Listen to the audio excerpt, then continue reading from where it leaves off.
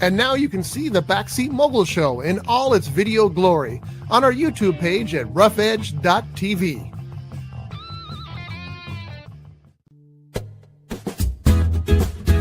It's tiki time at Harbor Cove Cafe. Dive into the tropical paradise at the end of Spinnaker Drive in Ventura with vibrant drinks, delicious bites, award-winning fish and chips, and more. Now featuring extended hours and happy hour. Fridays from 2 p.m. to 8 p.m., Saturday and Sunday from 2 p.m. to 4 p.m. Harbor Cove Cafe, the hidden treasure at the end of Spinnaker Drive. Visit harborcovecafe.net for more information. Showbiz is a cruel and shallow money trench, a long plastic hallway where thieves and pimps run free and good men die like dogs for no good reason. There's also a bad side.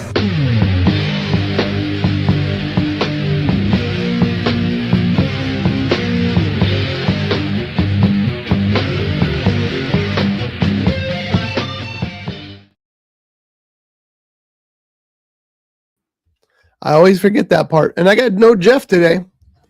We're going to fix that right now. Where'd he go? Oh, he's right there. Hey, what are you doing? This is the Backseat Mogul Show live here on Rough Edge FM. I am R. Scott Bolton. I am the Backseat Mogul. And this is a show where we talk about showbiz. We saw a lot of movies this week. Even Johnny saw a movie. Turned off his Chicago Death series long enough to watch a movie. Mm-hmm. So as soon as I get us all centered here, it's close enough.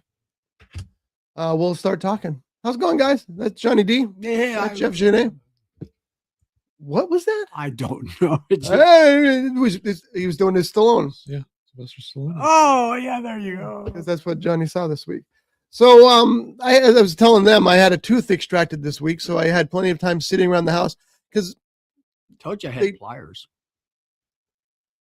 He's just on fire today, folks. Fire. No, you wish I was on fire. It's kind of true. I had a tooth extracted, and they didn't want you to move around much because then it starts to bleed. So I got my lazy boy, I got my TV, I got some DVDs, I got some cable channels. Everybody's, what's a cable channel? Streaming networks. And I watched some movies. So we got lots to talk about. Jeff went to see a movie that, when did you go to see that? Obsession. I saw that Saturday night. Okay.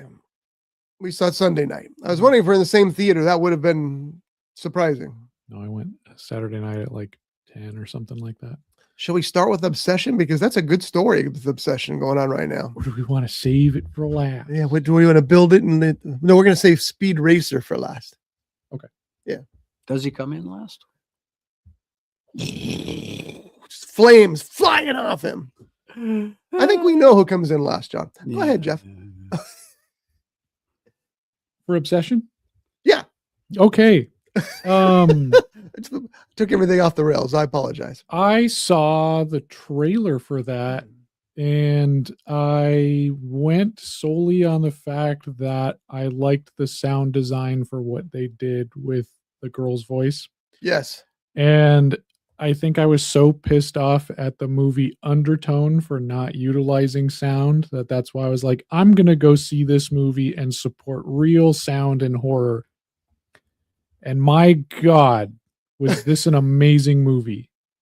It is so uncomfortable, and I honestly don't think I have had a physical reaction to a horror movie in like years. The main girl, Indy Navarrete, that's Oscar nomination. Right? I agree. She was mind blowing. Because if what's her name got it for Weapons, and then like even the previous year with Demi Moore, right? She was nominated. She didn't. Or for Substance, but then Mikey Madison got it for Honora. Right. She kind of blows those performances out of the water. So I think she deserves it. And her career is going to explode after this. I mean, and it's just, for me, it was really kind of like a two-sided horror film, because you could see it from his perspective or you could see it from her perspective. Yes. And it's like 10 times worse. Yes. So like there were a bunch of people that I was seeing the movie in different ways. and it was like some are more problematic than others, and it's like it was really interesting seeing everybody's take on it. But I thought it was really interesting, really terrifying, uncomfortable, freaky movie. Now, those of you who don't know, it's but the trailer he's talking about is the young guy in the car has buys basically a stick, and it's a wish stick, and you make a wish, you break the stick in half, and your wish comes true. He thinks it's just a novelty item, but he's going through some stuff, and he kind of freaks out and panics and kind of just does it on the fly. Wants that girl to fall in love with him. Well, it comes true, and in more ways than he might have thought in the first place. I feel exactly the same way. I think that movie was the whole thing gave you the creeps. The whole thing gave you shivers because it was that kind of physical reaction that you talk about. A lot of it, those shivers came from the sound design, because the way that Indy would use her voice, the theater would vibrate. Yeah. And the way she delivered it, it's not just the volume, the way she delivered her lines just chills down your spine. It was incredible. Her performance was mind-blowing. Yeah, the movements too, like in some of those scenes, it's just like what the hell is going on? Like it was. Yeah, and you're 100% right about the different reactions, because when it was all over, we went with, it was my son Josh, his wife Andrea, and me. And when it was all over, Andrea said she didn't do nothing wrong because she had, because what he had done, forced her to do, basically. I hadn't even thought about that angle of it till now.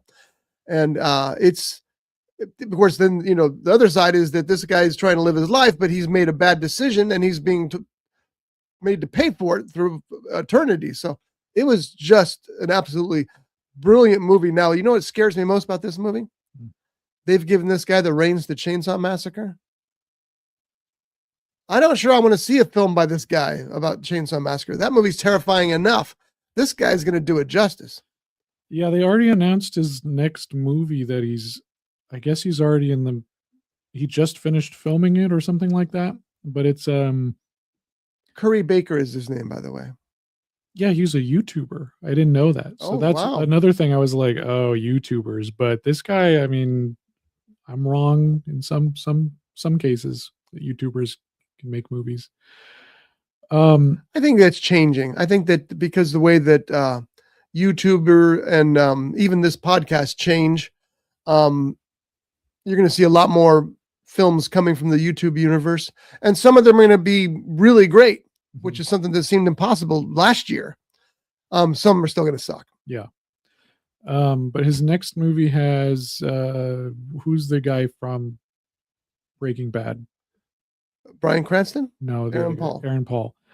Also very good. Forget who his co-star is, but it's about these paranormal investigators that fake all of their investigations.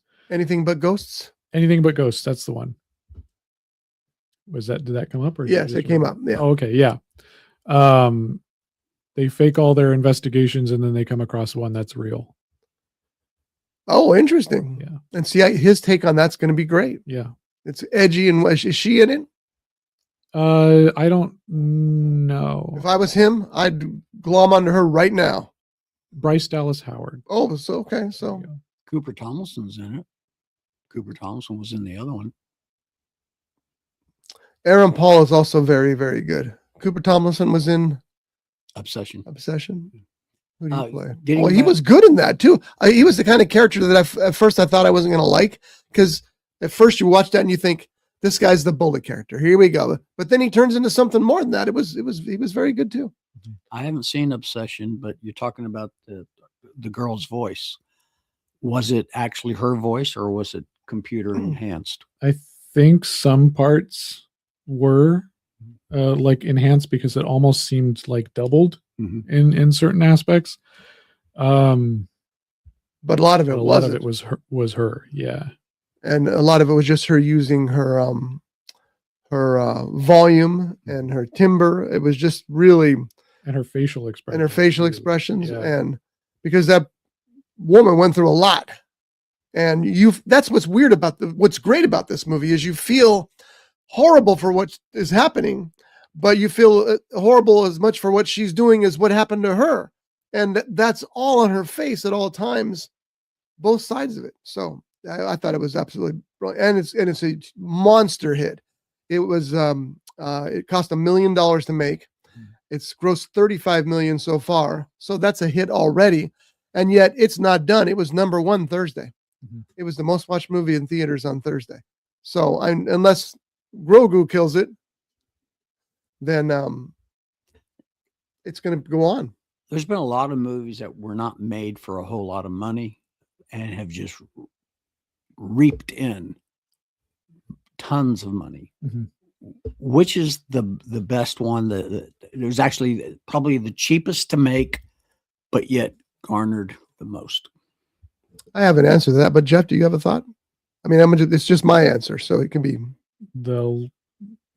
Had the lowest amount to make it and got the most back. I have no clue, because I don't know budgets off the top of my head. The first one I'm thinking of is the one by not the Mexican. You know the guy I'm talking about. Robert Rodriguez. Yeah, Robert Rodriguez. Is it him? Yeah. Yeah. El Mariachi. Yeah. Which was $3,000, right? Yeah. 6,000 if you count Prince.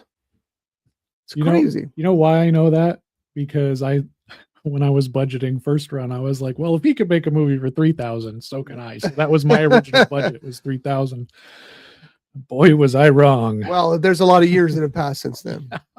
And I told you guys a story when I was at one of those conventions, the Video Software Dealers Association. Some people that you'd expect would have huge lines at their booths didn't. For example, they came up to me as I was wandering around the booth and they said, hey, you want to meet Mary Tyler Moore? Hell yes, I want to meet Mary Tyler Moore. They took me over to her booth. There's nobody there. That's why they're out pulling people in. So I stood there and had a good 5-minute conversation with Mary Tyler Moore. It was awesome. She was doing an exercise video she was pitching, and people but there was one line, there was 30, 45 people in line. And I'm walking up and I'm going, who's that guy? Some guy wearing a headscarf, I'm going, what the? And I go, that's Robert Rodriguez. More people wanted to see him than wanted to see Mary Tyler Moore. How many people actually knew who she was back then? Well, how many people knew who Robert Rodriguez was then? I mean, Mary Tyler Moore is an American legend. For us, yes. But Jeff, you know who Mary Tyler Moore is, don't you? Nope. She's referenced in a Weezer song, though, so I know the name. Yeah, okay. I thought you would have known Mary Tyler Moore. The Dick Van Dyke Show. Okay, I know who that is. She played his wife. Okay. You can't stop there. I know who Dick Van Dyke is. I mean, she was Dick Van Dyke Show, the Mary Tyler Moore Show. Was that the one with Ed? What else has she been in? She looks familiar. Yeah, she should. Her legs were in a. That's a way to say it. Her legs? No, she had great legs. But that's all you ever saw of her. She was like Richard Diamond. Yeah, it was an incredible player. John's reading the screen and no, I jumping ahead. I know, but her legs, Richard Diamond. It's kind of a strange segue. I couldn't remember what the name of it was until I saw that. Yeah. So anyway, the Dick Van Dyke Show, by the way, she was amazing in that.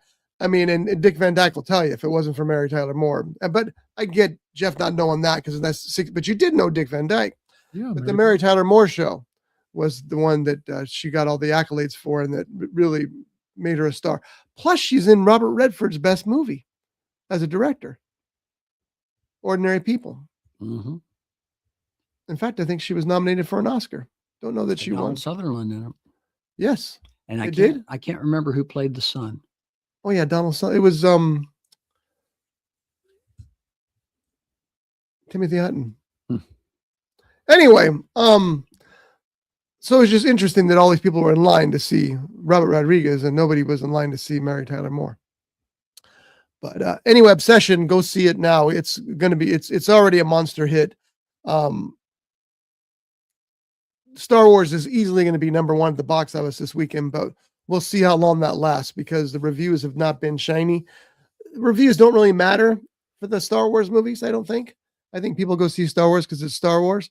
But if the reviews are right, people aren't going to go back to see Star Wars, and that's where the problem. Well, that brings me to this question: you used to be.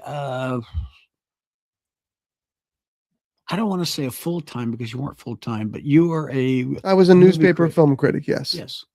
And how many times did you review a film, or you read reviews of films where the critics just trashed it, but yet the public went and drove? I know what you're saying, and that's true, but that doesn't. There's a difference between being a box office hit and being a good movie. Mm-hmm.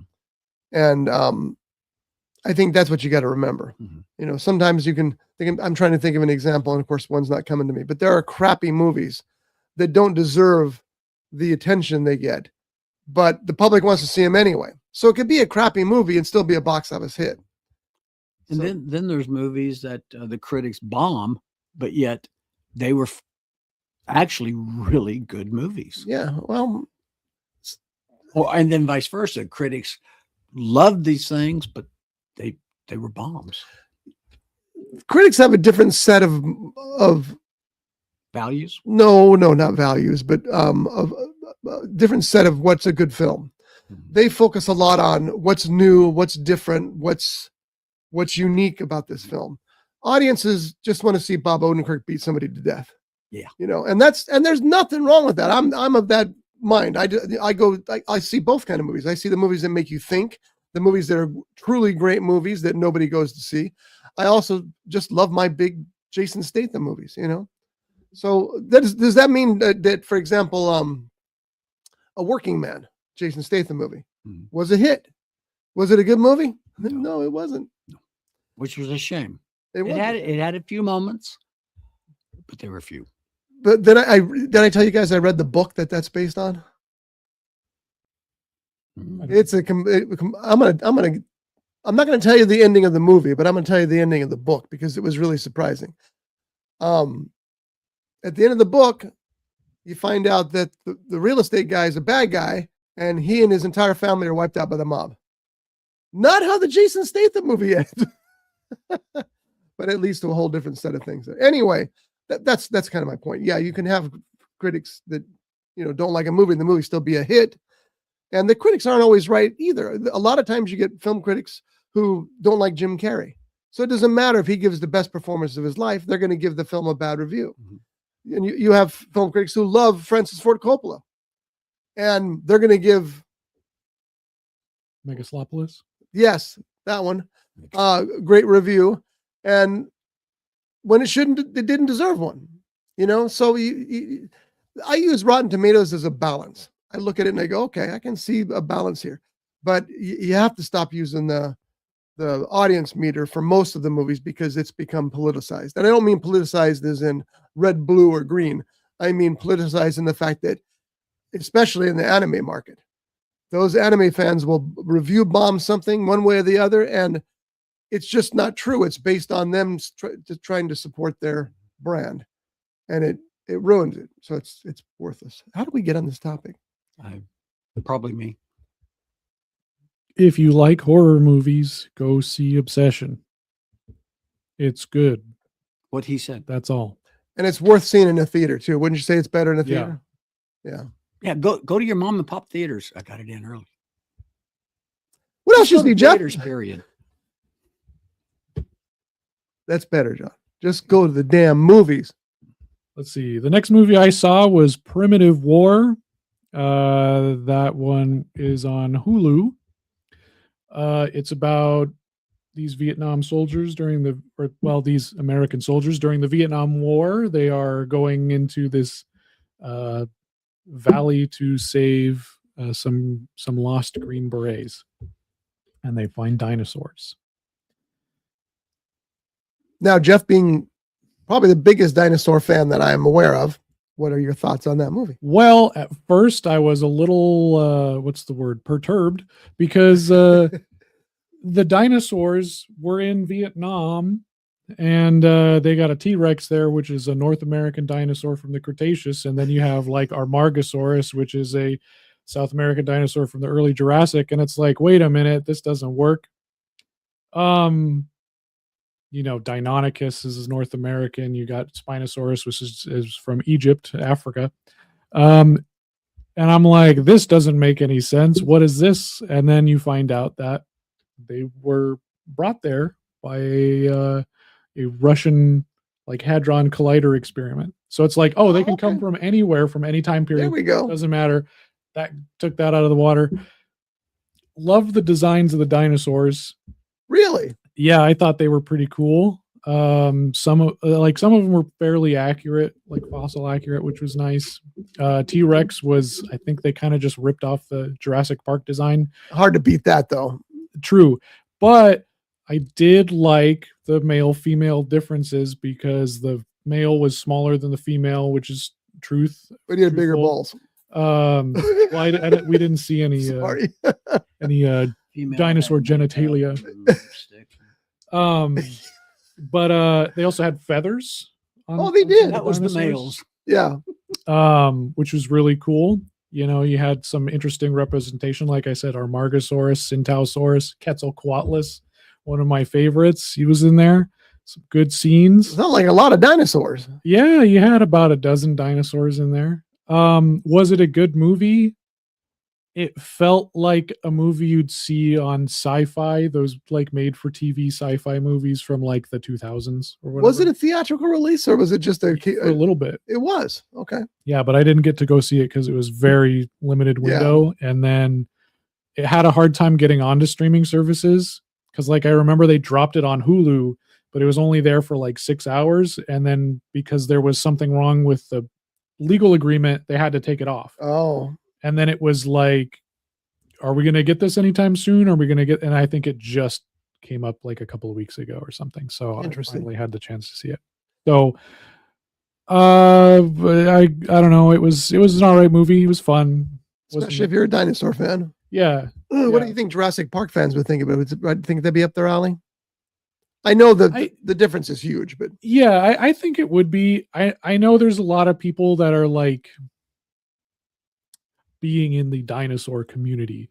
It gets a little toxic at times where there's people who are like, this movie's better than anything Jurassic Park could come up with because everyone hates Jurassic Park. Yes. Or the people that love Jurassic Park are like, yeah, they're still better. I just like dinosaurs. So I'm going to say it's its own thing. It's cheesy. It's fun, but it's a movie. Were you a big fan of Land of the Lost? The old one? The TV series. Oh, sorry. I thought Lost World was what I was thinking of. The old movie. Land of the Lost. No, I don't think I ever saw that show. I think I might have seen a couple episodes.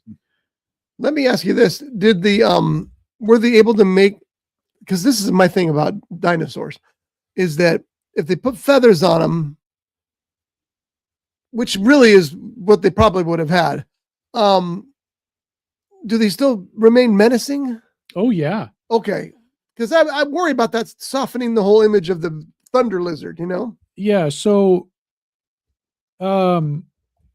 like I said, T-Rex, the baby T-Rex had full down feathers, right? The male one had like some feathers on the back, not a whole lot, but the dromaeosaurs like Deinonychus and Utahraptor, those ones had full feathers. Wow. And I think it was, at least I think it was Utahraptor, but it was the larger raptor that was like scarier than the smaller ones. You know, that one was like the menace of the film. They were pretty terrifying.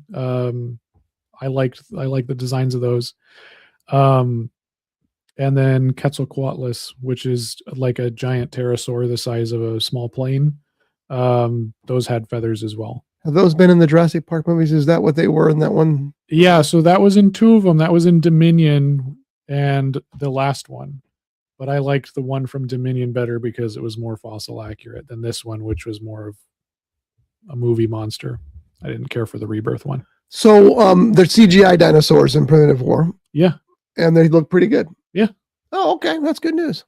Yeah, they didn't look like I I mean, in terms of the plot, it was like a sci-fi film, but in terms of CGI and like attention to the visual effects, like it was good quality. It went a little more. It didn't take you out.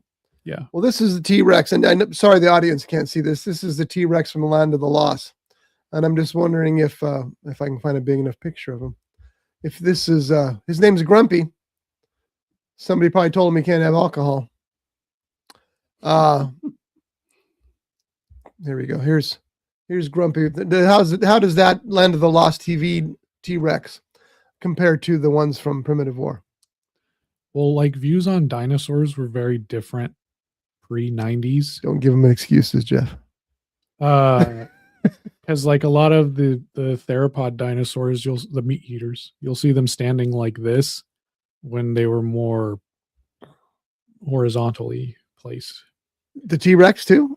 Yeah. It wasn't like this. You see how it's standing there? Did he crawl like on four hands or four legs, or did he? Well, no, because he's got those little arms. Yeah. No, you just have bigger legs to support the weight, and then they were kind of like, well, yeah, look up a fossil, like how they are in the museums.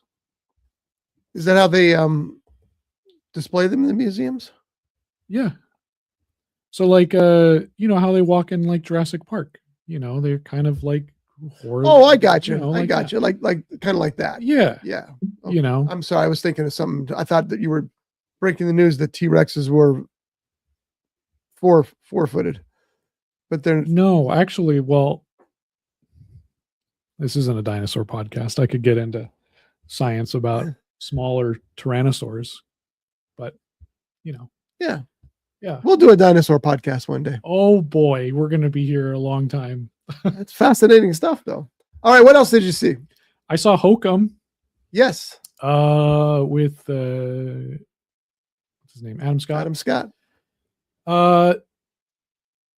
My friend group, so there was this thing where one friend went to go see it, she hated it, and then another friend went to go see it, they loved it.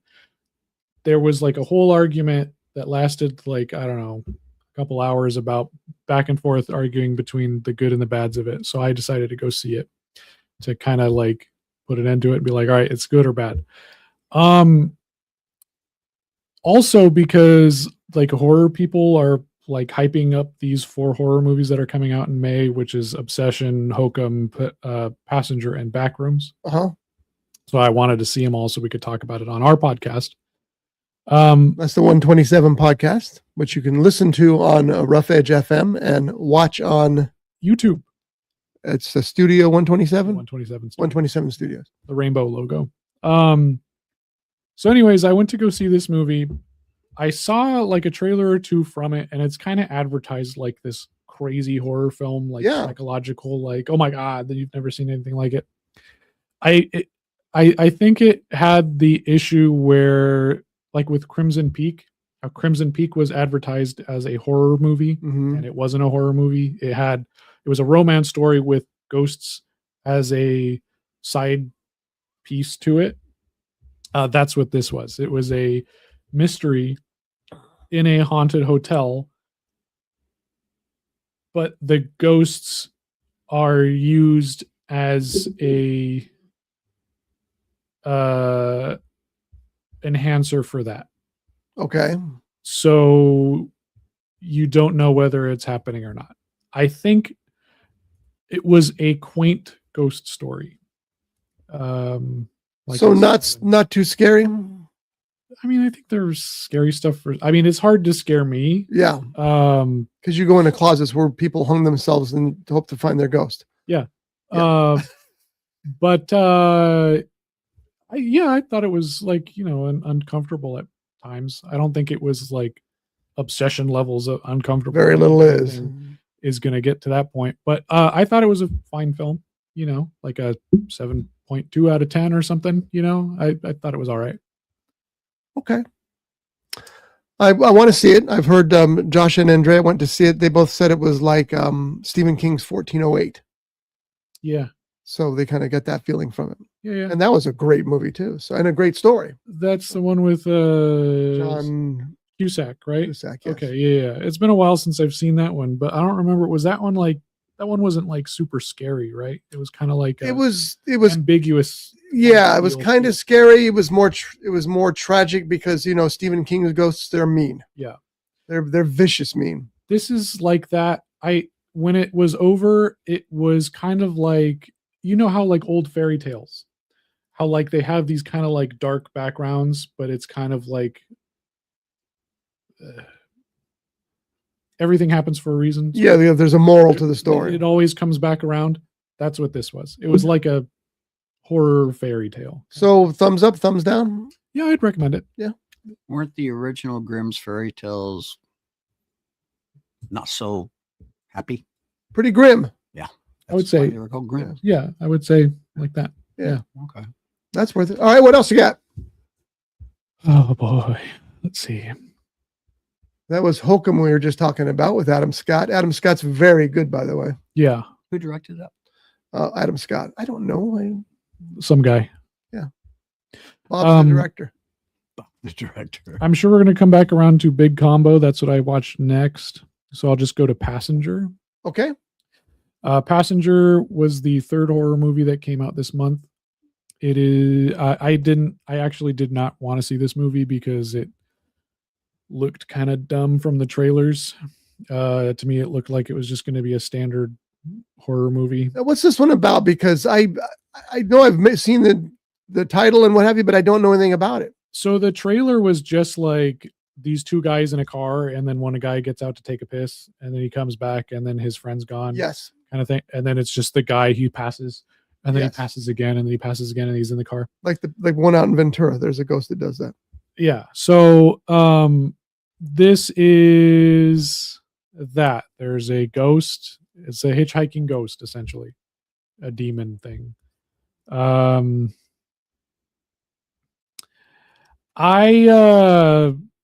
Like I said, it just seemed like a standard horror film, but all the horror people are like hyping it up as this big thing. It was not a good thing. I felt kind of like an old person when I went in to watch it because the main characters are like these hippies in their van. Like there's hipsters in their van, and they're like through the van life, and they're like, oh, my IPAs and all, they're wearing their. It's just they're not my kind of people. Yeah, like how like in the back in the day, everyone hated the hippies because they're like, oh, these dirty hippies, get like that's how I felt. Like, oh, like I don't like this kind of people. Yeah. Especially if they're rich in the background. So I had to like kind of take a step back. Like I'm like, I don't relate to these people at all. And like, let me just take it for the story. Yeah, the story was not good. The ending sucked. Talking Passenger. So besides the insufferable main characters, the ghost lore didn't make any sense and kind of like contradicted itself for the sake of the ending. And I didn't really care for it. So, all right. So that one's not recommended. Yeah. You said something how kept passing the same person on the road. Yeah. It reminded me of a Twilight Zone episode that starred Inger Stevens, where she's driving along and she hits a guy in her car and she keeps going. But farther down the road, she sees him again and again and again. And that's what made me think when you were talking about how he kept passing this one person, made me think of that episode. Yeah, I can see that. It was a great, do you remember that episode? I do, sure. Oh, it was a great episode. I highly recommend you find it. It's called The Hitchhiker. Is season 1, episode 16. And probably written by Rod Serling or Richard Matheson. Well, let's find out.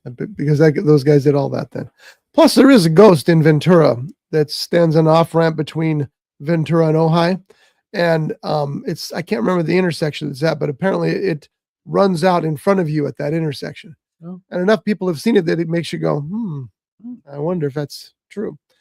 When we had Richard Sennett on, he's talked about it many times. The teleplay was by Rod Serling, mm-hmm. but it was based on The Hitchhiker by Lucille Fletcher. By the way, The Hitchhiker with Rutger Hauer. That was so cool, man. Yeah, you need to watch it again. Yeah.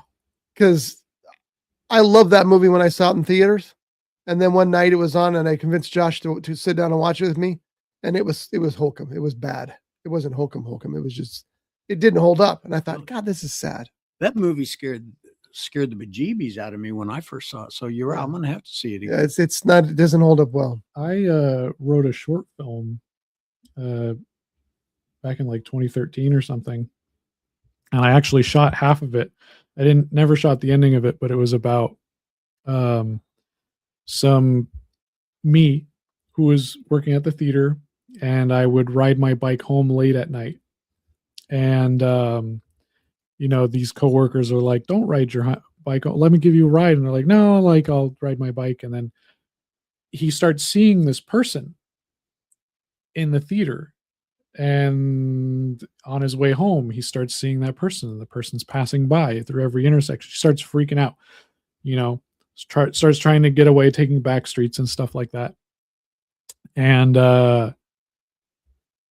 he ends up, I think the ending was he ends up getting hit by a car. And I don't remember the ending of it. But anyways, the whole point of it was, there's a thing where when you're close to death, you see ghosts. So since this guy was going to get hit by a car later that night, he started seeing ghosts, and he didn't know it. And because he started seeing ghosts, he was freaking out, and that caused him to get hit by the car. Oh, interesting. I don't remember what it was, but I never finished it. I got about like 90% done, and I just didn't do the ending part where the kid gets hit by the car. So, but yeah. You should get that going again. I like that story. Yeah, but we were very young during that. Well, you updated. Okay. Yeah. Like, oh, he's aged up a lot during this last scene. Okay, they're ghosts, right? He gets a big, giant vacuum cleaner, sucks them all up. A la. We'll just let John sizzle in that moment. I mean, I know it's already been done in the movies, but and 3 video games. Yeah, Luigi's Mansion. It's called a ghost sucker. No, it's not. Don't say that. Oh, the succubus. Yeah, there you go. That works. You ghost, not succubus. If you suck your bus, you're sucking up a bus. Okay, what else you got, Jeff? That was it. I mean, other than the big combo, but I don't know if we're getting to that. Well, later. Let's just go ahead and talk to Big Combo, because I talked about it last week, and then you watched it this week. Yeah, I liked it. Yeah, I thought it was a good, pretty solid film, honestly. I love the visual. The visual style is amazing. Cinematography is great. Yeah. Don't you wonder though how much of that was because they had no other choice, because there's no color, so they thought, well, let's decorate this film with light and smoke, and it was probably a combo of both. They're picking up on that genre, that film noir genre, and building it. But again, I know you don't know Cornell Wilde, but he was the lead in that, and I never would have expected that kind of performance from him. He was very good in that. Yeah, and this restoration? Yeah, it looked very clean. Impressive. Yeah, all the acting was great. The story was pretty good. The only thing that kind of put me off was like, why is he in love with this girl he never met? Did they say that? No, but my feeling was that it was one of those things where he thought she was a better person and deserved better. And so he was going to use her, but then he started falling for her. That's just my. Yeah, because I was like, oh, did they used to know each other? And then that was like, they don't know each other. And then I was like, but he's also in love with this like showgirl over here. I'm confused on that, but different era. Well, in those eras, one man had 6 women. So yeah. But no, it was a great film. Totally recommend it. The music was great too. Yes, that's true. There's something else I was going to say about it. Did you like it? I did. Okay, well, there you go. Who was the mafia guy? Who played the main mafia? Richard Conte was the mafia guy. He was pretty good. He was good, yeah. And it's funny because as I'm watching his role, I'm thinking, well, this is kind of how gangsters are played in the movies. And I thought, well, this was 1955, so this was probably before that became a cliche, and it really enhances his performance when you think of it that way. Yeah, it's a terrific movie. It's the Big Combo, and it's from Ignite Films. They do restorations, and the restoration I thought was stunning. For a movie that's how old is that? 71 years now, to look that good, that's awesome. Which is why it's important that we restore films, keep films, no matter if they're the monster films that First Run tends to do, or the classic noir films that these guys are doing. You want to keep them in prime condition so they can always be watched, because eventually things are, the way that we watch movies is changing constantly. I love the fact that physical media is doing a swing back. It might be too late, but I'm very happy about that's happening because of this show. That came out in 54? 55, I think. Yeah. Do you remember going to the theater with your dad and seeing that? All right, Johnny, your turn. What did you see? Okay. Went to the movies with my former good buddy Scotty. My good buddy Scotty. And still wrong, but that's okay. Saw In the Gray, which I'm going to let you talk about when it's your turn. I watched a movie last night, the Sylvester Stallone movie, which I really enjoyed. Came out in 2013, I believe, 2012. And it was called, what was it called? Bullet to the Head. Oh, yeah, it's right there. And Stallone plays a hitman who gets revenge because revenge never gets old. Stallone does, but revenge doesn't. And because him and his buddy, they kill a guy because it's the contract. Well, they go to collect the money, and Stallone gets up to go to the bathroom. When he comes back, his partner has been killed by vampires. Yeah, pretty close. Jason Momoa. Oh, nice. An early Jason Momoa. Yeah, I was going to say that's you see him with no beard, clean shaven. It's like, wow, that's him. And it's really a good movie. It's got Christian Slater in it. One of my favorite actresses is Sarah Shahi, Shahi. I know I mispronounced her name. You'll recognize her from Person of Interest. She's been in The Rookie, has been in other things. It's a very entertaining movie. I quite enjoyed it. It's got some ups and downs. It's got the typical Stallone one-liners, but sometimes those are fun. Yeah. I like the movie. The ending wasn't bad. I just recommend it. I was thinking it takes place in New Orleans. Oh, okay. I was thinking, how difficult would it be to recognize Jason Momoa, because he's got a unique look, shaven or unshaven. But if you look at this picture of him, and an audience Google it for Bullet in the Head, yeah, I don't think I would have recognized him. Not at first, at least. And does he play a bad guy? Oh yeah. See, I like those. Sometimes those one-liners work, and Stallone is one of my favorites in the movie Cobra. You've seen Cobra? He's a cop, and he goes to this grocery store, and the guy's shooting people right and left, and he's got a bomb. And so finally, it's just him and Stallone facing off, and the guy says, "I got a bomb here. I'll blow this whole grocery store to the ground." And Stallone goes, "Go ahead. I don't shop here." Wow. It's like, oh, it's a bad movie, but that line made me giggle. Yeah, I want to see Bullet in the Head. It's been on my list forever. I can show you my list right now, and Bullet in the Head's on there. So that brings me also something else. Stallone's character's favorite bourbon is Bullet. Oh, that's funny. Yeah, and I always thought it was pronounced Boulet, but in the movie, it's pronounced Bullet. It is Bullet. It is that bottle that we have here in the studio. Oh, that's in the studio's bar. I'll put it that way. And there's this one scene where he goes into a bar, and he's got his bottle with him, and the bartender says, "Well, you can't bring your own booze in here." And he says, "Do you serve Bullet?" Go, "No." "Good. Here's $20 for the rental of a glass." It's just the way it was delivered and all that. It was funny because it probably makes sense if you watch it. In an earlier scene, he's in a bar.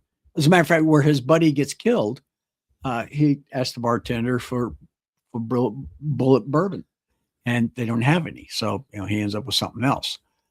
And his buddy says, next time, bring your own bottle. Well, he did at the next bar that he goes to. But I rented the glass. Now I get it. And now in the South, it's changed a lot, at least in Texas. They had what you called setups. You could have your own bottle at the bar. And then, because in dry counties in the South, you could leave your bottle there and have your name on it and all that, but you would pay for the setup, which would be if you have tonic, water, or soda or whatever, that's what you're paying for because you've already got your booze there. And they're going to charge you the premium price that you would if you went into a regular bar and ordered a cocktail. Which brings me to this question. Why would you live in a dry county? Well, I know the bullet story because we had Steve from Homeland Security on, lives in New Orleans, from Ventura, but lives in New Orleans. And he brought a bottle of bullet and he kept calling it bullet. And I wanted to say, no, it's boulet because it's French. It's Boullei with a mark in it, T and all this stuff. And then that very night I was watching TV and there was a bullet bourbon commercial on and they're all with bullet bourbon. I'm all, oh, hell, he was right. It is bullet. I'm glad I didn't correct him because boulet would have been wrong. All right. So that's what I want. And that's okay. So I want to see that. I want to see bullet in the head. And I expect it to be a low budget kind of silly action movie, but I'm okay with that. Like I said. Oh, and I think I found it on Tubi. Okay. Or not Tubi. Tubi have commercials? Yes. Okay, let me tell you guys a secret here. This is between the three of us. Listeners, do not tell my wife. Kill Bill, the whole bloody affair, is going to be on Peacock. 4 hours and 15 minutes. The original version that that Tarantino planned. That the studio said, no, you can't do it. We're dividing it in two pieces. 4 hours and 13 hours. 4 hours and 13 minutes is a long time. Well, our Peacock plan, which is what's going to be on Peacock, has commercials. There ain't no way I'm sitting through 4 hours and 15 minutes of commercials. So for $6 extra a month, I can eliminate the commercials. So I'm going to do it, but don't tell my wife. She already knows. Not if she's not watching this. It's the first I've mentioned it. She's not. Because you're the first people I've told. That might be a clue. How do you know she's not listening right now? Well, there is somebody listening, so it could be. If it's you out there watching and listening, don't tell my wife. He's dead meat.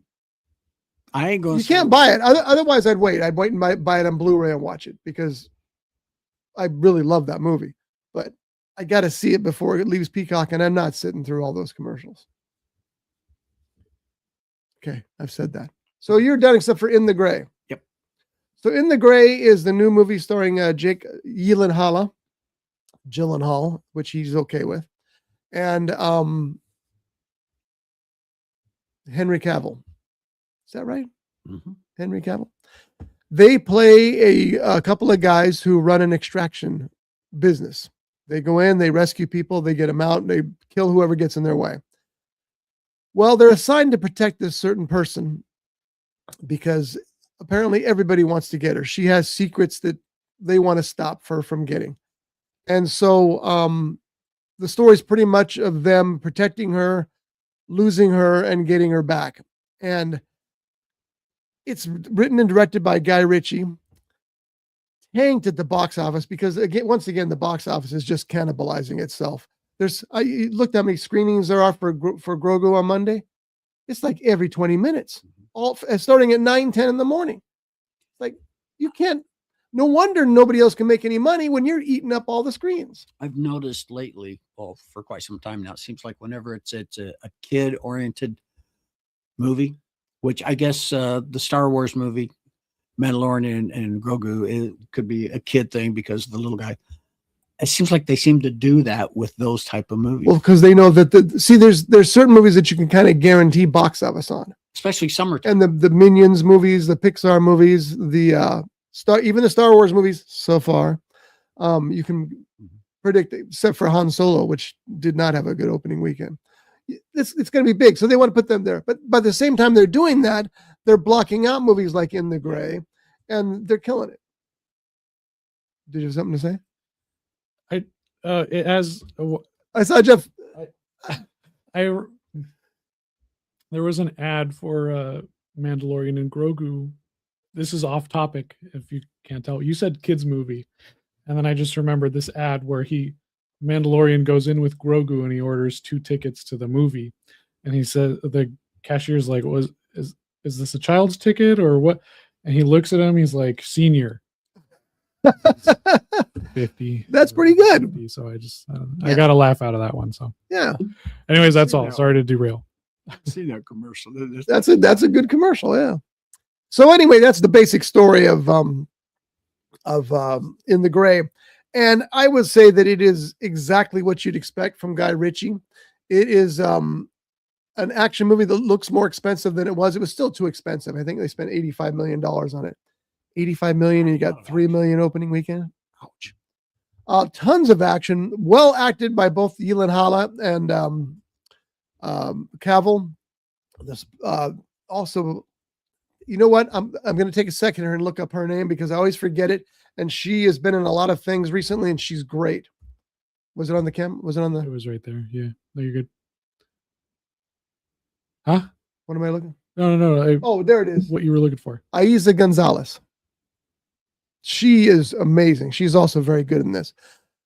I don't know. Well, I do know. Because if you're looking for a James Bond director, I think Denis Villeneuve was the right choice because it's his dream to direct a James Bond movie. And look at what he's done. Look, I just watched Sicario recently. Sicario is like a preview of a James Bond movie. You see the big action, the sprawling shots, all that stuff. He is the right choice, but Guy Ritchie, I think, also would have been a good choice. Here's the difference.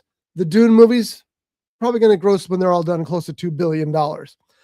This one, $3 million opening weekend, deserves better. And I don't know that you can even go to the theater and still see it because it's going to go at that level of bombness. It's going to come and go quick. But I really enjoyed it, and I really recommend it to anybody who likes those kind of action movies or who likes Guy Ritchie movies because he also creates really good characters. And I thought it was terrific. I enjoyed every second of it. Well, even though that Cavill and Gyllenhaal, their characters go in to save basically their boss. Yes. It starts out. She is hired by Rosamund Pike, also very good in this. Yes, by her firm to retrieve $1 billion that her company loaned to this guy who refused to pay it back. So Rachel, Aiza, her team, which involves those 2 guys, it's easy for me to say those 2 guys. That's fine. To go and retrieve this. And in the process of doing that, that's when she gets taken and all that. But the way it starts out, there's another team that goes in to retrieve this money. And they get wiped out. After the guy has agreed to do it, he signs paperwork and all that, and he has this henchman. Which is why they pay the big bucks to those 2 because they want this done. And then it turns in, like I said, there's a lot of secrets, a lot of backstage sneaking around, and it's just really good. Go ahead. I was going to say, if it's not in the theaters, it's going to be streamed soon. Yes, watch it. It is good. Yeah, I'll buy it on Blu-ray when it comes out. It's funny, I think, how titles can kill a movie, just a title, and I think that also might be part of In the Gray's problem, because In the Gray, what does it tell you about the movie? Not much. They do explain it in the beginning. No, but I'm talking to, if you were looking at a list of movies being released and you saw In the Gray, would you have any idea what it was about? No. Because I think titles really can kill movies. And I think that you got to be careful about that. There's another example that I was going to bring up, but of course it's left me at this moment, but titles are essential. I mean, for example, you want the greatest title of all time? And I think this the fact that it's still so popular today proves it. Jaws. Looking at that title, you may not know it's a shark, but you know it's something that's got jaws, and that tells you all you need to go. No, and that He's going to say the Bible. that's also a big piece of fiction and could be described the same way. So, Move over. Lightning's going to strike. still here. Lightning's You busy. too. Okay. Huh? The wall's behind me. Don't get me wrong, it's a great novel. But anyway, but boy, I could get in a conversation right now that would just I mean, I talked about dinosaurs. You guys might as well. no. We'll skip that. But it kind of is a dinosaur at the same time. It's a good movie. It's a very good movie. Yeah, In the Gray. But don't let the title stop you. And it was a Jason Statham movie. The last one, Shelter. The hell's that about? Shelter? And it didn't do as well as The Beekeeper, which is a great title. And I don't remember Shelter. See, there's the whole I point. really don't. Do you ever buy any movies from Groove online? GRUV? Never heard of it. I was always scared because I didn't know who they were. They're always on Facebook, and you got to be careful of Facebook ads. But the last time I got this email from them saying that they were having a $6 sale, pick 3 movies for $6 each. And I thought, okay, I'll look at it. So I click on the link and it takes me and it says Groove Entertainment, subsidy of NBC. If it's a subsidy of NBC, it must be okay. So there were 3 movies. Shelter was one of them. Mm-hmm. I forgot the other 2 already, but they're sitting at home. Oh, In the Mouth of Madness, and one more on Blu-ray. $6 a piece, $18 for those 3 movies. Sold. It was awesome. Came quickly in the mail.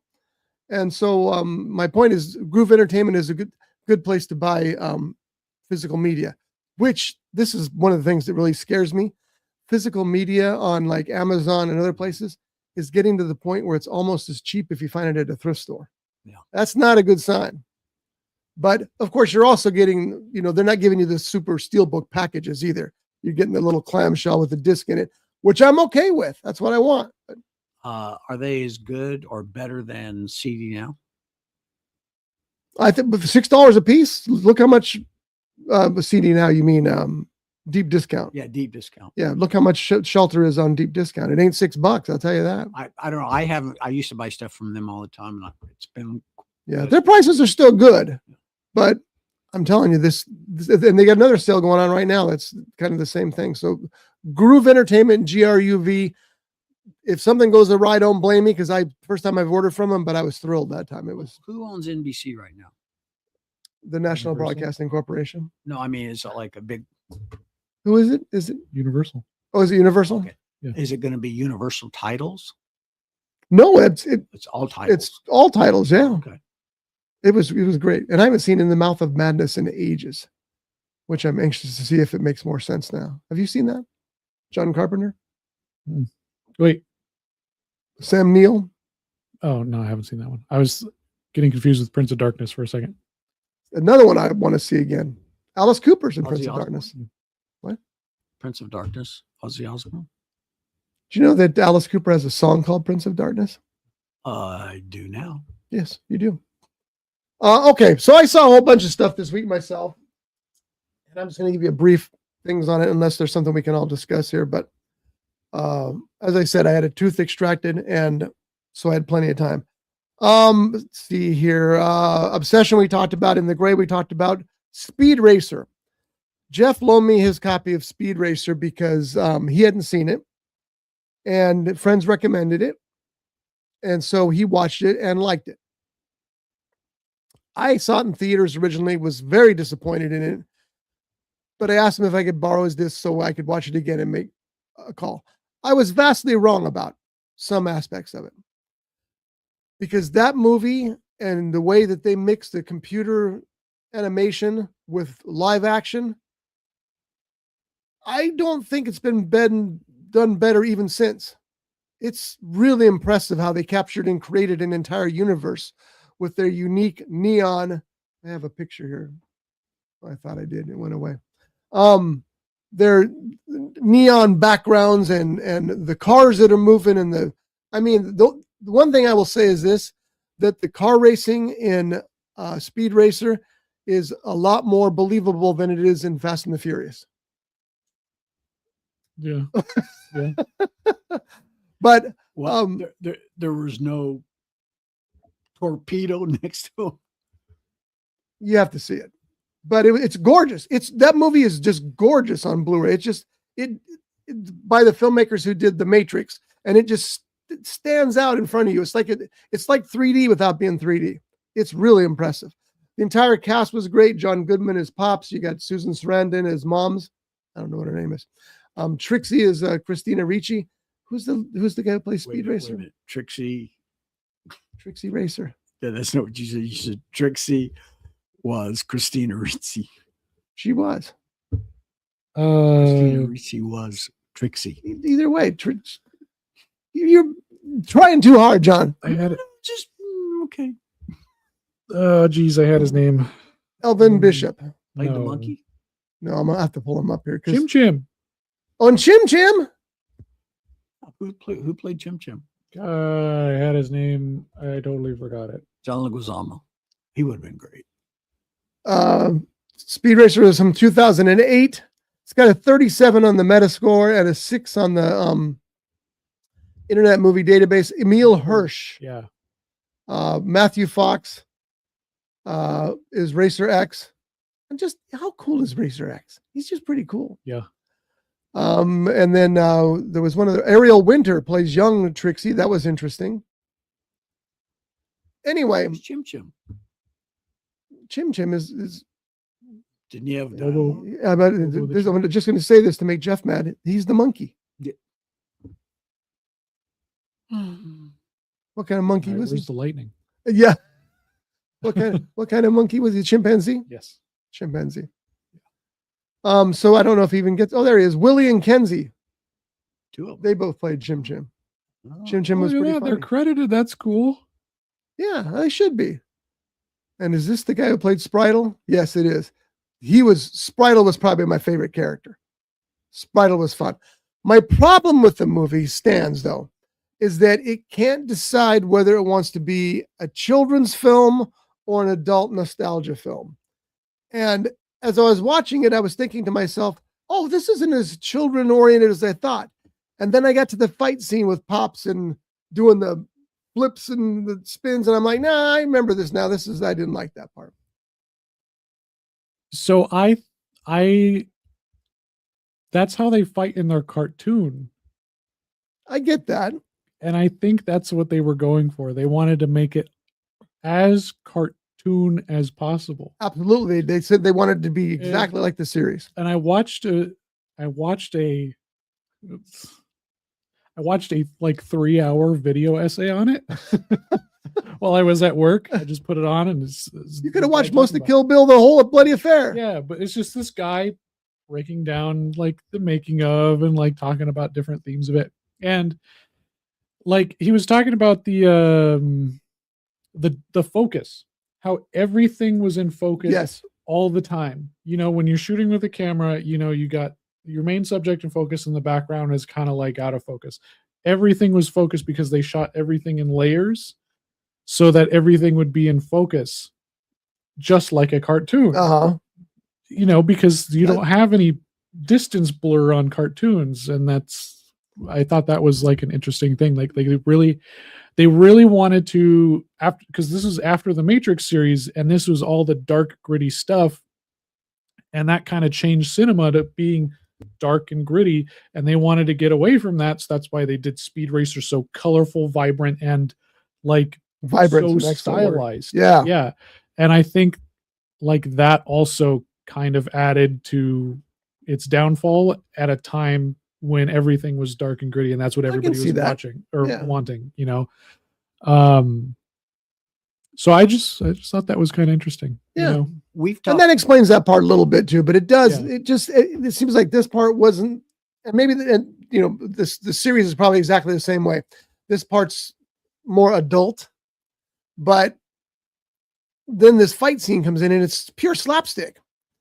And that threw me off. Well, especially the scene where the big business guy is talking to Speed, and he's like, yeah, we've changed the outcome of every single race. We're in control. It's to benefit us. And then you go to Chim Chim and Spritle, and they're like on a candy bender in the factory. They're just doing wacky stuff. And then it goes back. Yes. And he continues his his monologue thing. And it just goes back and forth. And it's like just the tonal whiplash of these two. I don't know. It's almost like this scene's too heavy. Let's put something funny in the middle of it to lighten it up. But then you change the tone of the whole thing. Yeah. And that's the thing that bothered me. Were you going to say something? We've talked about movies that were based on video games, or possibly video games that have been based on movies. We've talked about movies that have been based on cartoons. What cartoon that you remember as a kid would you like to see made into a live action movie? Speedy Gonzalez. Okay. No, I'm just... No. And I know it could do the voice. No, you can't. Okay, fine. Well, now I'm curious. He was talking about himself. I know. No. Now I'm curious. No, not me. Oh, not you? Okay. I was going to say, go ahead. Let's see it. No, it's no. Yes, I can. No. Oh, okay. No, the guy Just I'm talking canceled. about, he's. I was just kidding about Speedy Gonzalez, by the way, but it's turned into something, so we're running with it. Go ahead. I can't remember his name. You guys took it away. Paul Rodriguez. No, but you're close. Will Trent. No. Big guy. Does great voices. Gabriel Iglesias. Oh, he already got hired for that. I know it, but to see a live action strictly of where they like shrink him down on a green screen, that would be fun. and he's like running around. He could do it. But Like seriously, cats. who would you like to see, or what cartoon from your childhood? You know what? I was never a big cartoon fan, so it's hard for I watched Saturday morning television every Saturday when I was a kid, but I can't. I mean, I was watching Star Trek, the animated series. I wasn't watching That doesn't. Johnny Quest. Johnny Quest comes to mind. That's mine. Zim Zim Halabim. Johnny. Yeah, I'd like to see that too. Johnny Quest would be the one I would like to see as a live action. Now, I don't know if they've done it. I don't think they have. Tim Matheson was supposed to be in a Johnny Quest movie. I don't know what happened to that. No, obviously, he'd have to be. I think when he was supposed to be in it, he could have been Johnny Quest, but when he was younger. Yeah, but now he'd have to play one of the older people. But yeah, I mean, the thing is, once again, I'm surprised you know Johnny Quest, but that's good. So maybe Johnny Quest has got a possibility of being a feature film. Well, I know Johnny Quest because my grandparents used to own a video store, so they had a bunch of VHS for me to watch when I was a kid. I mean, it closed after Blockbuster happened, so it was before I was born, but they had a lot of those VHS, and they had a Speed Racer one. So that's why I know a little bit of Speed Racer, because it was like 4 episodes in a VHS. And then there was another one that had Johnny Quest and the Phantom guy. I know, I can picture him. Space Ghost. Space Ghost. Yeah. And then there was another cartoon. It was like 3 different cartoons in one VHS. So that's why I know a little bit, but I don't know what I would want adapted, because I feel like everything has been adapted that I would want. Yeah. And it has failed miserably. Like Last Airbender. Fantastic cartoon. I would say one of the greatest cartoons made. They can't get it right. And how many times have they tried? Multiple times, and they can't get it right. And isn't there a sequel coming from the M. Night Shyamalan? I don't think he's doing it, but that sequel's not going to happen. No, they switched the live actions over to a Netflix series, which is, there's got season 2 coming out, but it's just maybe that's what I'm thinking of. Yeah. Yeah. Johnny Quest. The other one would be Gigantor, the space age robot. But they kind of have Gigantor with, in the Godzilla movies. I wish I could remember his name, folks, but Jet Jaguar. Kinda. Yeah. But it's, I don't think it's not just Jet Jaguar. I think they call him Giant Robot in the movies. But maybe it turned into Jet Jaguar. I don't know. See, that's what I want to see in live action. Godzilla's Jet Jaguar. Yeah. Bring Jet Jaguar and Wouldn't that be awesome if the Godzilla -1 guy did? You remember the comic The Phantom? Sure. Billy Zane? Yeah. That I enjoyed that. That was the Billy Zane movie was good. Yeah. It was fun. Because it was one of those things where it was funny. Yeah. Billy Zane got I think there's some fourth wall stuff in it too. All right. So what else did I see here? So Speed Racer, again, I liked it better than I did originally. And I had to admire the fact that, you know what I compared it to? I was comparing it to Tron. It's like, this is what Tron wanted to be, yeah. but didn't get there. Which Tron? All of them. The world of Tron, yes. Let's see. I watched A Crooked Way, which is disc 2 on the big combo. If you buy the big combo from Ignite Films, the restored version, it comes with a second disc for The Crooked Way. It was an okay crime movie, not nearly on the level of big combo. Wasn't there a Kirk Douglas movie? Kirk Douglas and Henry Fonda movie, something about crooked. Was a Crooked Man? No, they canceled that. No, they straightened it up. Sorry. What did they cancel? That was the horror movie. Yeah, this is an old. Oh, it's another 60s movie. Yeah, It was, look it up. You got the phone. It was a Western. Deep Water. Deep Water is a movie with Ben Affleck and thanks Sharkies ruining my Ben Affleck and Ballerina. Ballerina. Ana de Armas. Ana de Armas, yeah. Ana de Armas. If you want to see Ana de Armas naked, there's your chance because she's nude in that movie a lot. Of course, I guess she's nude in a few movies, so I guess not a big surprise. But it's a story of a couple. Now, here's the thing. Ben Affleck is his age. Ana de Armas is her age, and they're a married couple.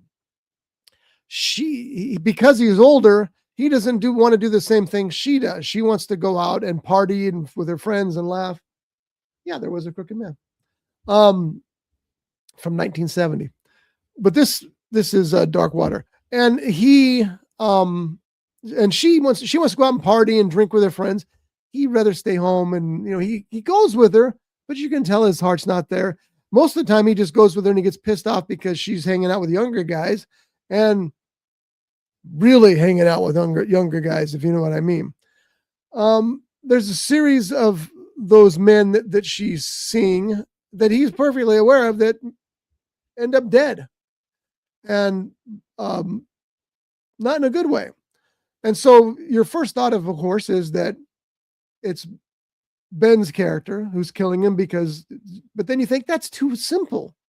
It couldn't be that simple. It'd be it's kind of dull if that's what it comes to. So I'm thinking, who else could it be? And then at the end, I realized it was just that simple. So we'll move on from that one. Well, all right. It was with Ben Affleck and Ana de Armas, you expect better. And it didn't get there. Well, getting back to A Bullet to the Head, there's a lot of nudity in that. Okay, a lot of nudity. Yeah, but is it Ana de Armas nudity? Because there's a difference. But you do get to see Sarah Sahil. I cannot pronounce her last name. Yeah. It's a fleeting moment, but you do. I will say in all honesty, I don't watch movies for nude scenes, and nude scenes can be distracting if they don't fit the story. I still have my pause button is worn out on my DVD, but still. Yeah, you paused it a lot on Fast Times at Ridgemont High. Who didn't? That's true. I didn't. Yep. Because I haven't seen it. Hold me back, please. Sorry. Where's the lightning?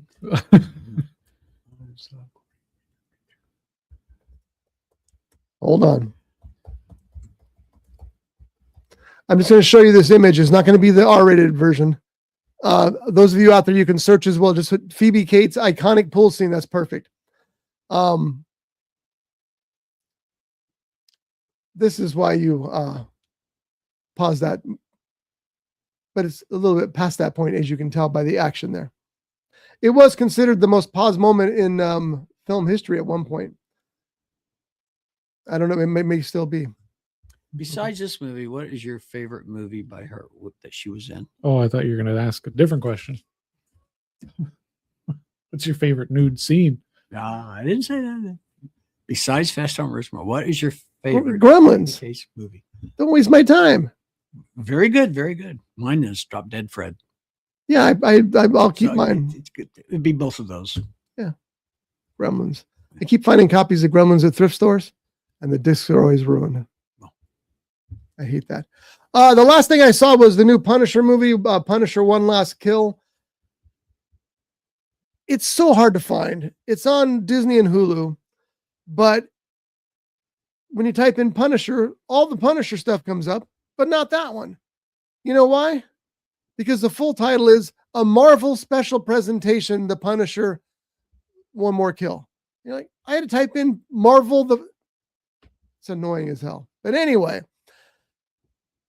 this is co-written by John Bernthal, who plays Punisher, who's probably the best Punisher. He's really good. Yeah, who's the best Punisher? Yeah, he's probably the best.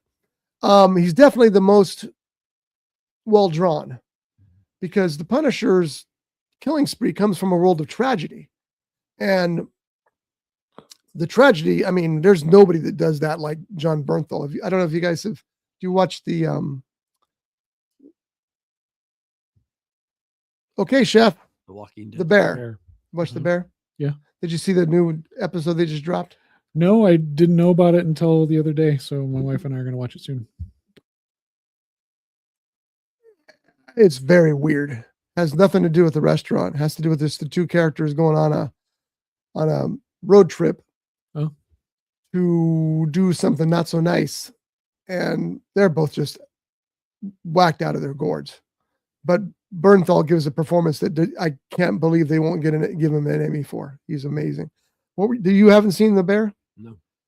Bear is stunning television. What's It's on AMC. Oh, it's on Hulu. Yeah, it comes from AMC Plus originally, right? Or AMC? No, Isn't I that the think it was original? just Hulu. Oh, okay. FX is what it was. Oh, okay. That's right. Yeah, but FX is Hulu, so that's why, exactly yeah. right. Exactly right. Yeah, it's stunning television, and this episode is just more of that, because it's another. Many of the episodes are so unpleasant that when it's over, you're like, "Oh God, I got to go take a shower," but at the same time, you realize the brilliance of it. It's so chaotic. It's just like them working in a kitchen and yelling at each other, and it's so stressful. You feel every ounce of their stress. Yeah, and which makes the non-stressful episodes just feel like this, like warm blanket. Yeah, you're just like, all right, there's a moment of pause, and then the next episode just is double what the previous one was, and it's good television. I'm just going to say these two words to you: Thanksgiving episode. Yeah. My God. My wife doesn't like hectic stuff like that, but she loves The Bear because it's real, you know? Mm-hmm. But when that was over, she says, I'm sitting here sweating and I wish I'd never seen that, because it's so brutally stressful and just builds to it's brilliant television. And this new episode is brilliant television too, but it's so different from what you've expected from it. Same characters, and you know where they came from. This is basically telling you where they came from. But yeah, you guys got to watch it for sure. Anyway, back to the Punisher. He's the best Punisher. This is a bridge between the series and what's coming in the future for the Punisher, because I haven't watched the entire series yet, but my understanding is that at the end, Frank Castle, who's the Punisher's, kind of out of a job because he killed everybody in the mob and anybody who had anything to do with the death of his daughter and his wife. And so he's done. And so in this movie, he's asking himself, what do I do now? What do I do now? Well, he's walking around his town, which has just gone totally to hell. And he doesn't see this chaos around him because he's so enwrapped in what his next step's going to be. You know, he doesn't know his next step, maybe putting a gun to his head and pulling the trigger, because he's done what he promised his family he would do. He's got them all. Well, he realizes that there's more out there that needs to be done. And so that this is just, like I said, it's a stepping stone between him wiping out the mob, which was his goal from the beginning, to the future, which is taking on just bad guys in general. And some bad guys get what's coming to him in this. And there's there's some terrific fight scenes, as there always is in the Punisher movies. And again, Bernthal just nails it. He just nails that freaking character. I was laughing because I was thinking of the Punisher movie Warzone. And warning, I'm going to say a fairly bad word here. But the police chief goes to the house. Police detective goes to the house. And Castle's there. And there's bodies of mob people everywhere. But there's one guy alive sitting at the table. And the police detective stops him and says, okay, I'm going to make a call. Don't do anything when I'm on the phone. Don't do anything. And Punisher's all, okay. So the police detective picks up the telephone to make the call, and Castle goes, blam, and blows the guy's head off. And the police detective goes, God damn it, Chapel, I said don't do anything. He wants them all dead. And I mean, we're not talking just mob guys.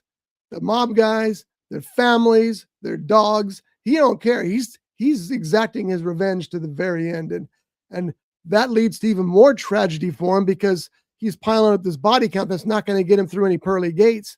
But it's just like, he's a great character. He's probably my favorite Marvel character. This isn't a Marvel. I don't know what this character was based on, but do you remember the Exterminator movies? Sure. There's only two of them with a Robert Ginty. Yeah. Nice poll. You looked it up, didn't you? Yes, I did, because I was thinking of that. And he was taking out all kinds of bad people. And not only did he take them out, he would take the bullets of his gun and he'd put an X in it and then drop mercury into where the X was. So if the bullet didn't kill him, the mercury poisoning eventually would. Two really good movies. I mean, subject matter wise, they were fun movies. They're very for its time. No, not even for its time. They were very, boy, I'm having a hard time pulling words today.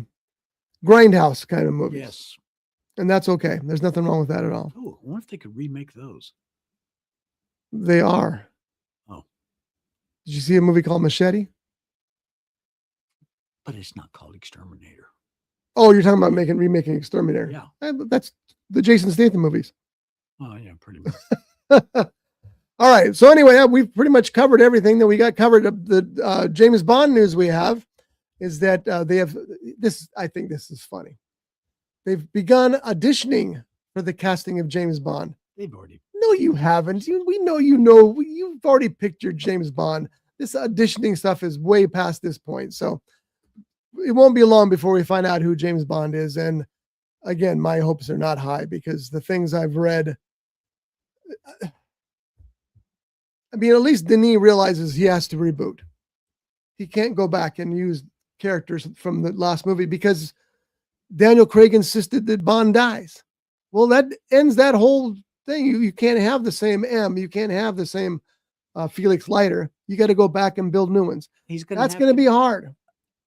What he could do, and they've talked about that, is to where they go back before Bond became 007. That's exactly what I understand they're going to do. And honestly, that's why I like the Casino Royale so much, not the crappy 60s one, but the first Daniel Craig movie, because it went back far enough to tell you this is where he began.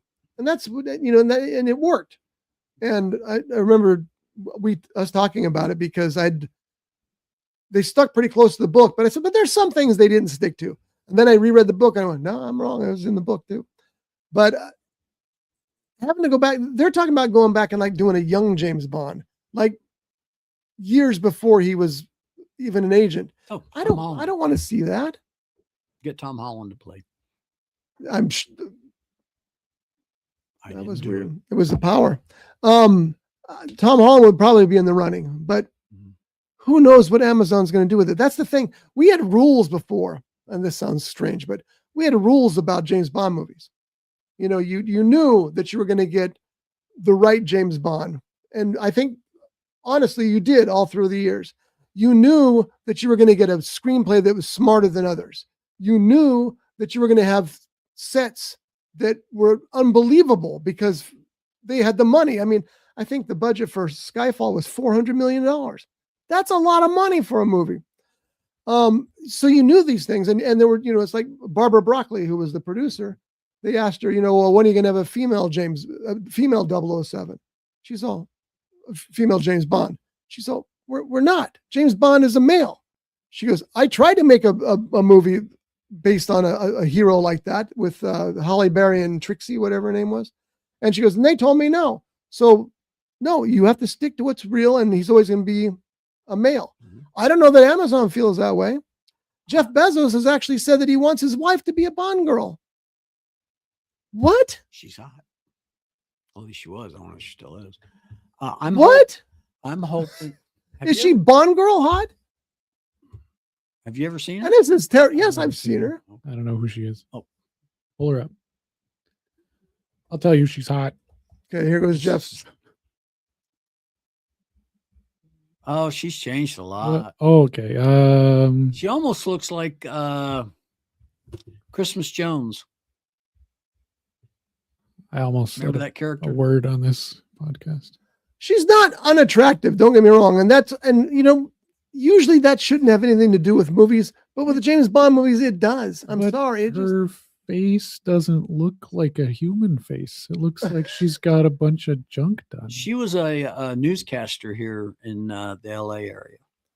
I'm just going to say that's not attractive when you do that. I'm hoping. I'm with you. I'm hoping he still sticks with a UK Bond or UK actor to play Bond. All bets are off right now. I know it. All bets are off. It's probably going to end up being Will Forte. I don't know. I don't know what they're going to do. I hope they get it right, and I feel good that Denis Villeneuve is in it. I mean, directing it, but that doesn't mean it's going to be great, especially if they're forcing him. No, we're not going to do the barrel opening sequence. Get rid of that. It's iconic. Every Bond film needs to open with that. And the same thing with that iconic music intro. They got to keep that. Yes, they need to have a big name to do it because it's become part of culture. Mm-hmm. When they announce a new James Bond movie, big name bands start writing James Bond songs because they want to be included in that. I can't tell you how many discarded James Bond themes are out there. The Mighty Reckless, is that the name of the band? Anyway, they did a song that was great, but it didn't get chosen for the film. Alice Cooper did a great song. Alice Cooper did one for that exactly that reason. The good news is that the new James Bond game, First Light, is supposed to be amazing. So I'm looking forward to that. But anyway. Does Bezos control that as well? I think he may only own the film rights. So I don't know. But for all I know, he owns everything. So we'll see. But here's the thing. I had complete and utter faith in the Broccoli family because they've always produced.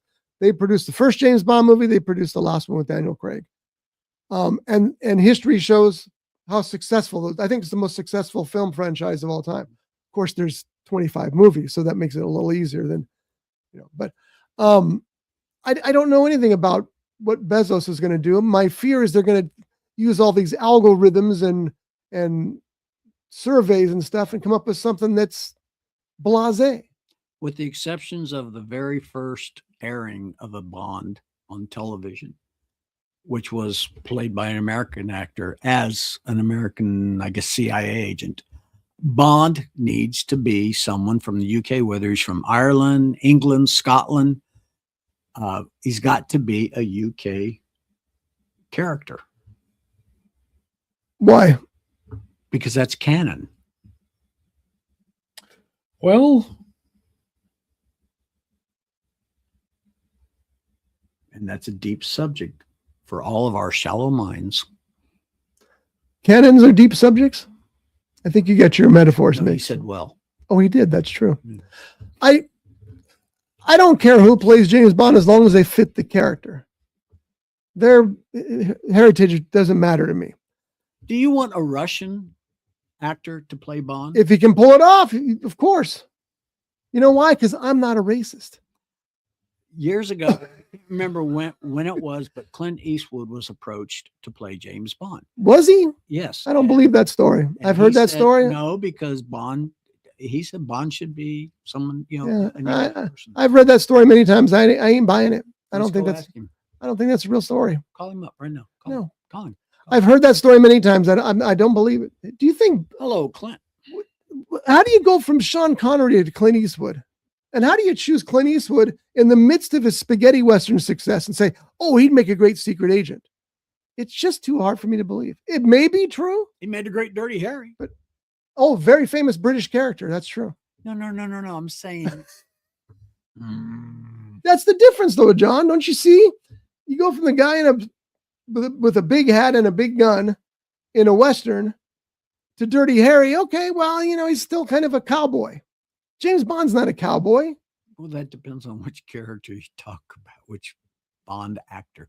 No, Bond needs to be English or of English. Again, origin. I don't care as long as it gets the character right. Doesn't matter to me. And that's what I'm worried about. One of the things. So you wouldn't like Will Forte, is what you're saying? No, I would not. Okay. Who would you pick? Johnny Depp. You always pick Johnny Depp for everything. He could pull it off, I believe, but no, I don't think so. I really believe it should be. I don't know if he's too old or not. Keith Richards. Oh yeah. No, Loki. Tom Hiddleston. Tom Hiddleston. He was in the running back when Broccoli was looking for somebody, but they decided he was too old. But if I even then go with a young actor, then I still go with Spider-Man. That's another reason you shouldn't pick him, because he's already got his franchise. They should go with the no name. Because everybody's talking about Timothée Chalamet and Tom Holland. It's like whenever they need a young guy, they pick one of those two people. Pick someone different. And you know what? This is the time to do it, because you don't need that big opening box office weekend. You need a big weekend. Don't get me wrong. If it even ends up at theaters, which at this point is still up in the air. But now is the time, if you're going to reboot it, put somebody in there that you don't know, let them do a good job and become a superstar overnight. I mean, right now, this is it's almost the end of May 2026. If they were to start production, I'll say the first week of June, when would it hit theaters? I think it's scheduled for 2028. So you'll be dead. Oh, I'm gonna laugh in your. I will come back and laugh. I know. I probably shouldn't say that. Right next. I shouldn't say that to people anymore. Yeah. Let's see. Amazon James Bond. I'm pretty sure it's 28.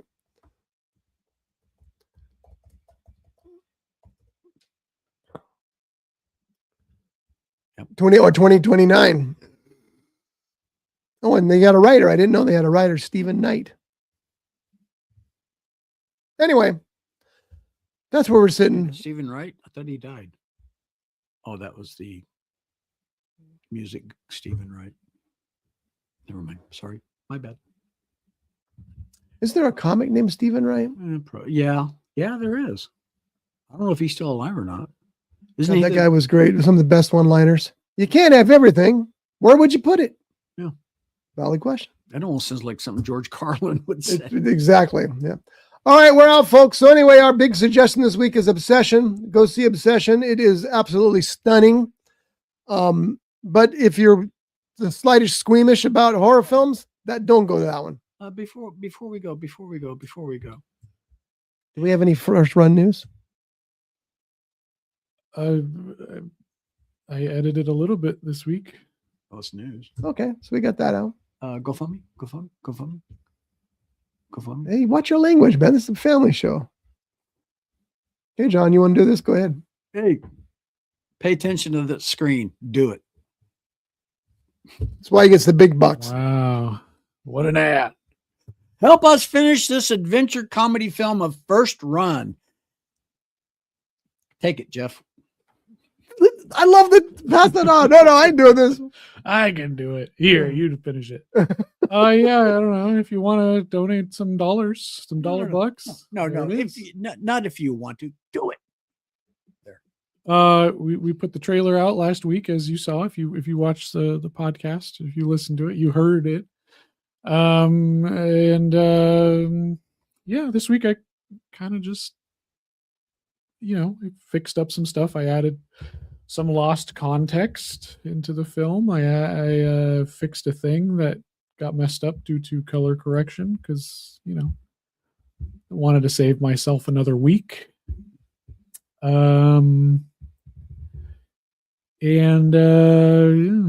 Just mainly took a break this week so I could work on writing.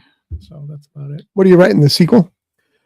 I have about 50 pages on the sequel. Really? But I'm stuck in the middle portion. No, I was writing that ghost book I've been doing. Oh, well, that's good too. Yeah. Speaking of writing, we don't have time for that today, but buy my books or Scott Bolton. No, what's the latest on your current book? My printer died. Oh yeah. Hey, finally get to the point where I can print my first draft of my book and my printer dies. And we were talking about Jeff Bezos with the James Bond, the fact that he owns Amazon. If you go to Amazon.com, look up R. Scott Bolton, author, buy his books. It's good enough. Second shot coming soon whenever they can get my damn printer fixed and people to read it. So we're going to close out with a trailer for First Run, and we'll see you next week, folks. Bye. Bye. All right, guys, bad news. There was a mishap at the post office, and the DCP for Galaxy Battle ended up in the town over. So I need one of you to run over there and get it. Vincent, you up for the job? Yeah, but I'm training the new guy. Take him along with you. Yep, let's go. Oh, my God. Okay.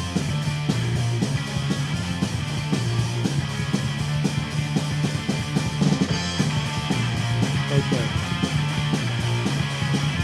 He was standing still and he made a circle. Great. Let's go, team. And I'm expecting you all back within the hour. We won't let you down. I'll be back. By the way. They are.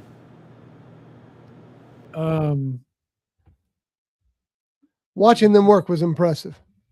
So tell us what you fixed. It was So behind Pat spinning around, there was a Dogman cardboard cutout behind him. And so it took me a week to do this. I had to take a piece of the wall when Pat wasn't standing in front of it, and I had to make a wall over it. And then I had to finalize that clip, put it over my movie, and then I made a mask. And then I had to, while Pat was spinning around it, go frame by frame and map out that mask around him. So that's 24 frames a second for an 8-second clip, 36 points of articulation around the mask that I have to move per frame.